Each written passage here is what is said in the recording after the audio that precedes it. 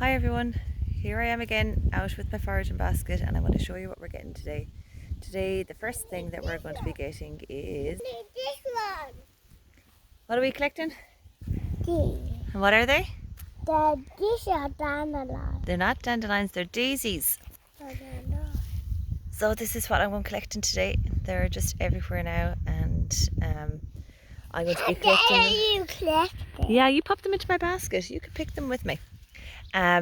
We are collecting these lovely daisies that grow in everybody's garden and all our little kind of wild meadows. You'll just see them everywhere now, and the more you pick they grow back loads more as well. So daisies, most people don't think that there's any actual medicinal use to them, but actually they're... Whoa, that's a crazy angle. There is they're really good for cuts and scrapes and aches and pains, so which is kind of interesting because they make a nice little balm for kids who, you know, bump and scrape their knees all the time and that sort of thing. That's kind of what I see most people making balms, daisy balm for, or maybe mixing it with calendula, which will be out later on. If I save some of the oil, I'm going to collect some calendula, or save some, and I'll make some later on this summer with mixed with calendula. But I have a notion to make some with my mix them with my infused dandelion flower heads for a muscle balm. So that's why I'm collecting them today. I'm going to dry them out a little bit, just like I do with all the rest of the other things, and yeah, and then it'll be on to the next thing that we're collecting today. So I'm going to go ahead and pop these in my basket. I have a great helper today. He actually loves this. It's so easy to collect daisies. Look. You are doing a great job. Thanks for helping me.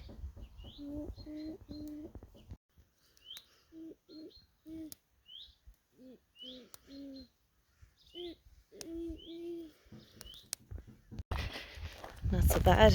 Might look like loads there, but I know once I dry them out, they're going to shrivel up to nothing. So I'm going to definitely go and get some more. Maybe it's kind of getting late in the day now, and the days will be closed up, and the dew will be falling. So I'll probably wait until tomorrow, and I'll go out and get some more tomorrow. But there's another plant I want to show you before I finish up for the day. So I'll leave the daisy picking for there. Now I'm just going to go this way. That we are foraging right now is this gorgeous little purpley pink flower that everybody knows as well in Ireland. You can definitely recognise it, and it is red clover. What actually we have around it as well, I'll just show you because you'll really notice it now. It's just starting to come up. See that fuzzy leaf? That's the fuzzy leaf of yarrow that I was looking for the last day in my garden. Excuse my thumb, I nearly chopped my thumb off during the week, so my nail is very funny looking. That's yarrow. That is red clover. This is some more of our pig nut that's everywhere as well. It's very pretty looking. Got some daisy here as well. Now, so there isn't a huge amount here, and red clover is really important for me, for everybody, but I really want to get a good tincture or enough for some teas this year. Let me sit here for a minute. You find red clover generally like this. There's kind of a rocky area here, or in lawns. It likes like really well draining soil, so you'll find it in places where it's not kind of at the edge of the garden, or on dry river banks, or in the middle of the road, or on this little hilly rocky place here. So our red clover, why do I want to pick it? I want to pick red clover because it is really good for all things kind of to do with hormones. It's really good for balancing the hormones, and especially for women. It's something that's really good for both PMS and for menopause symptoms. So really important. You can take it as a tincture, or you can take it as a tea. It's also really good for acne, especially acne during teenager years. So it's more likely to be kind of linked to acne that's kind of linked to hormone imbalances and things like that. So, and it's so gentle, kids can have it as well. So a great option for anybody who's struggling with skin issues, or rosacea and things like that as well. You can just brew a tea, very mild tasting. It's very pretty looking, but also for PMS symptoms and for menopause symptoms. So there's also really interesting some research out there that shows that red clover can help in the suppression of tumor growth. Now that's really interesting, and especially I think it was linked to like breast cancer, ovarian cancer, maybe lymphatic cancer as well, I'm not sure. You can look up the research, you know, it's just something that I came across in a book. But that, yeah, it can help along with other conventional methods in the treatment of cancer. So I just think, yeah, this is something that's really important to have some of this in our homes in a form that we can use, like in our teas or in our tinctures. So of course you can go out and you can go looking to buy it and stuff like that, but we have it here, we have it in our back garden, we have it in the field beside us, you know. So I think that it's important that we all remember to, you know, or even just to learn about these things again. Because when we were younger, what do we know clover for? We knew clover for four-leaf clover, looking through the fields to see if we could find one because it would bring you luck. But you know, we have a great arsenal of medicines growing around us everywhere, and we just need to teach ourselves again, because I think some of the knowledge has been lost. What are they for? What can we use them for?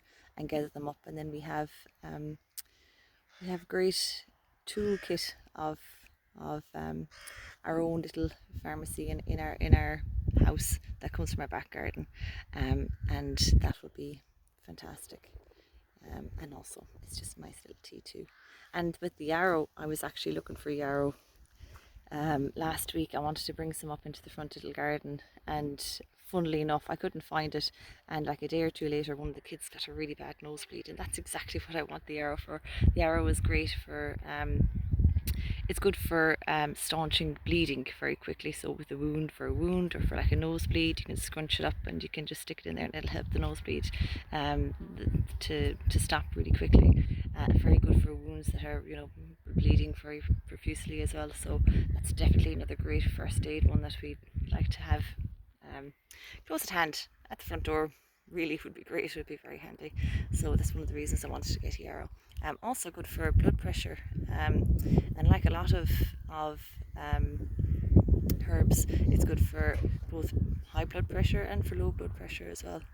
What you find as you start to learn about herbs, and if you get yourself some good herbal books, is that a lot of the herbs have a really balancing effect. Whereas, and a lot of these herbs as well, they might have compounds that have been isolated and are what you would find in pharmaceutical products, but they don't have the same balancing effect that nature gives us, which is great. And it's very interesting to know. So I want to jump away here. Hold on, I'm going to gather up whatever red clover I can.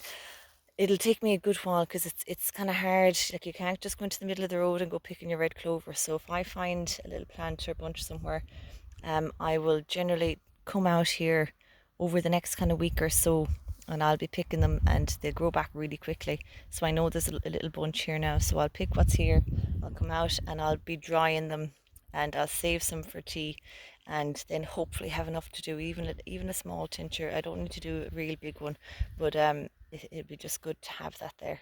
So that's our red clover. This is actually bird's foot trefoil,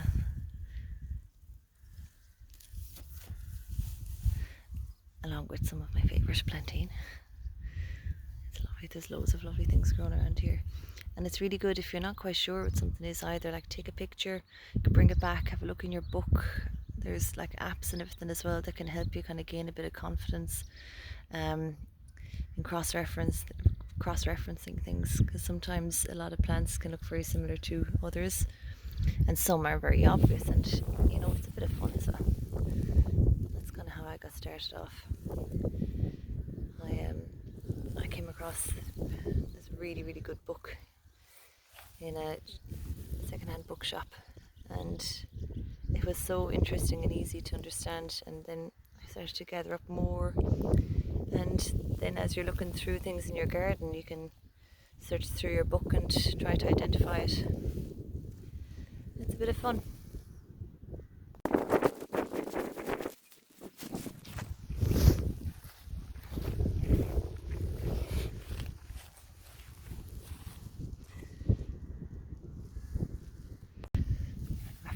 great bunch here, which is fantastic. Look at it. And it's really pretty. I've actually I found a plant in the garden on the footpath that I've tried to put into the front little garden now. I'm not sure if it's going to take, but hopefully it will. Yeah, it's really pretty as well, isn't it? Who wouldn't want that in their garden? We're getting there.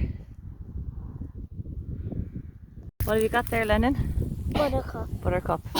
And what's buttercup really good for chicken? For butter on somebody's chin. Yes. So I got butter. what happens? You got butter. If you put it under Katie's chin, He likes butter. it turns yellow. You like butter. Let me see if you like You're butter. trying on me? Okay, hold on. You do? I do like butter. That's amazing. Do it to me. I'll do it to you. Do it to me, Mommy. I'll Do it to you. me. Okay, chin up. You like butter? I got it right. Oh my goodness. We tried to our daddy, because daddy's like... You like butter? Oh no, I'm falling. So buttercups can tell you if you like butter. Look what's appearing. Do you see this? Do you know what this lovely flower is? No. I have to put down my basket and hold on to it here. In another week or two, this beautiful flower, which is called the elderflower, we're going to pick it, and do you know what we're going to make out of it? We're going to make elderflower champagne. Wow. Because it's really yummy. Can't wait. So my foraging basket is full with lots of different plants today. Some of them I've just picked to make putting into my little flower vase. Some wildflowers to pop in. And I have lots of daisies. They're all under there. I need to take them out. I've got some yarrow and some moss and some trefoil. That seems to be loving growing on the rocks out in the field. So I have rocks in here. I've taken a little piece to see if I can get it to grow on my rocks in the garden. And you might wonder why I've got loads of plantain as well. And I'll show you why I've gotten a load more plantain. Now, not enough, I still need to make more. But during the week, it was a very, very busy week. And I didn't check on my plantain salve or my tinctures or my dandelion tinctures that often, the ones that I'd stored away in a cool, dark place, like I usually do. And I went over to my salves and I opened it up. And unfortunately, I hope you can see it there. Just right here. Oh, sorry, I took my finger out. Yeah, I'm zooming in it there. There's mold growing on the top of my plantain. And this has never happened to me before, but obviously I wasn't shaking it up enough. I neglected this week, and it's been a particularly hot week here in Ireland. So I suppose any of the pieces that were sticking out, it just was the perfect environment for them to go off and get moldy. And you might say, oh, that doesn't look too bad. I'm not going to use it, and I've actually shook it up since I opened it the first time, so there was a bit more in it. It was so annoying because this is the huge big jar, and I'm years doing plantain. Like, even on my worst years, I'll always do plantain because we use it so much, and dandelion. But it's never happened before, so it's not the end of the world. It just means that I have to dump this, and I just need to, it's still time. I still have time, and I've actually, and why you see I haven't got a huge amount here yet, because I was going for all the young shoots, because the young shoots are the best when you're looking for leaves. It's why spring is the perfect time for foraging for leaves, because all the energy is going into the leaf and not into the root. And now you'll see plantain is so, it's bountiful everywhere, but it's nearly all kind of seeded, and you know, you can see the flower husk out there and everything. So I've been foraging young plantain shoots. They're still coming up, because if you chop down plantain, you're going to get new ones, so the energy is going to be in the leaves, so you can still do it.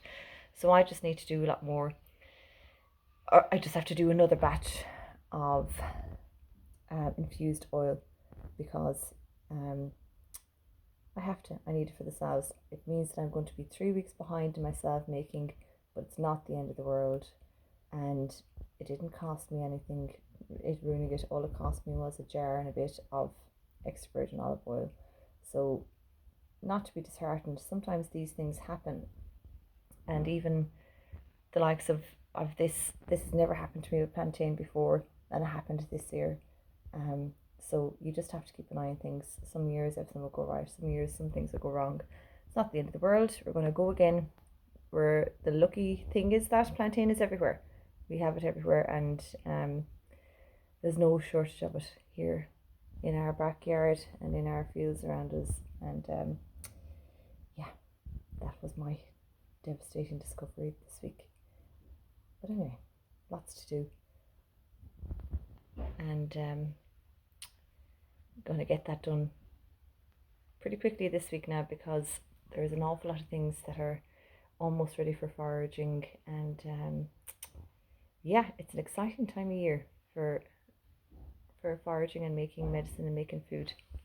And we're going to have a real treat in the next couple of weeks as well with our elderflowers. So I hope that you're inspired still to do a bit of foraging, and not to be, if things do go wrong, to not to be so discouraged and say, oh, I tried that, it went wrong, and I'm not going to do it again. It's not a big deal. Just go again, we'll try again, and if you catch things early enough and you still have time to go out and do it, we do it again. So that's it. So here we have it a week later. These are all dried and ready for oil, but I just want to build them up a bit more. I've been picking them continuously throughout the week, and these ones here are not yet dried enough, but I think in another day or so they will be. I'll add them into that, fill it with oil, the same as the other infused oils we were doing, and pop it in a cool dark place for 4 to 6 weeks. So the red clover is drying out really nicely. I'm going to leave it another little while just to be sure, because I want to store them away for tea, and if you haven't got them dried properly they will go mouldy, so you don't want that. So yeah, everything's on track.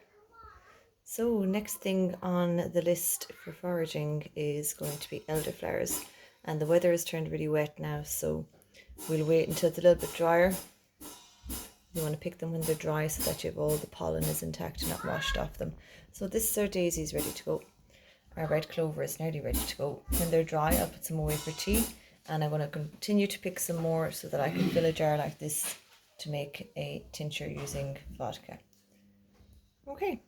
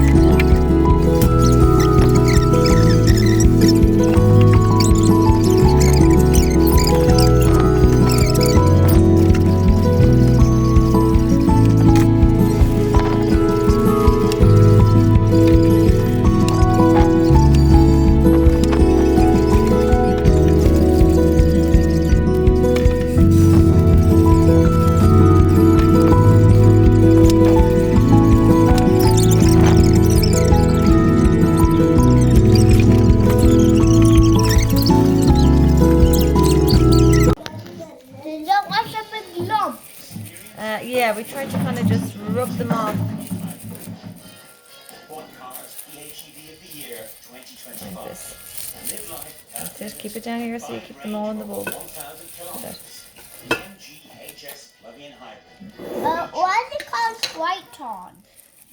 White thorn. Well, it's got white flowers and it's a very thorny bush.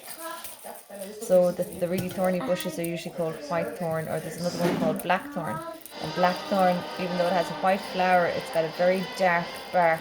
It's nearly black, and I suppose that's probably why. Do we have to do all of them once? Yeah, we're nearly done now though. What? We're nearly done now, aren't we? You're nearly done too. Yeah. Yeah, and only teeny. And we can watch the match at the same time, can't we? Who's playing? Galway Yeah, and the blue team. the blue team is Dublin. What's Dublin? Dublin is the blue team.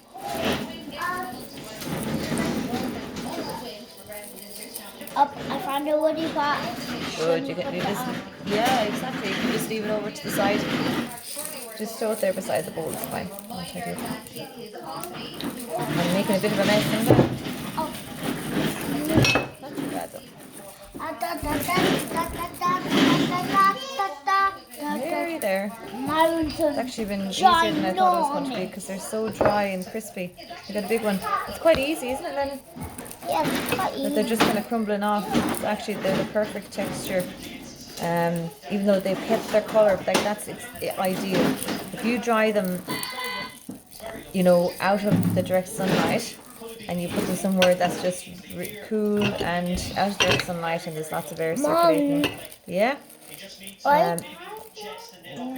Then they will dry really well, and they'll retain a little bit of the colour as well, and they won't be damaged by the sun. So the sun can actually just, you know, interfere with the preservation of all the good stuff. Yeah.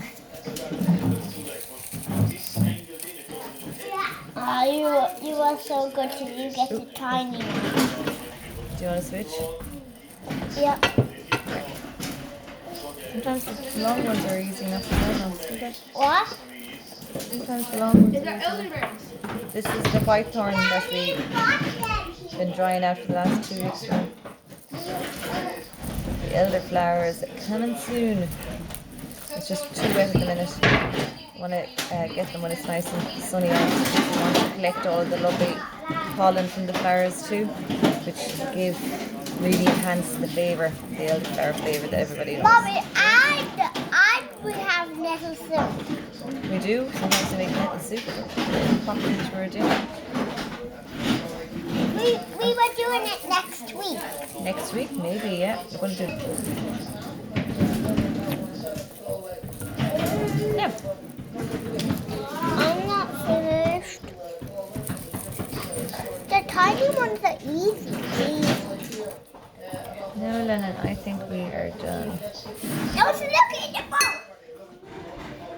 bowl. There we go. So what did we do? What have we got, Lennon? This is what we finished off today, finally. We got one big jar and 2 bags of hawthorn tea. And we have daisy oil. Yeah, and who helped me pick all the daisies? And this.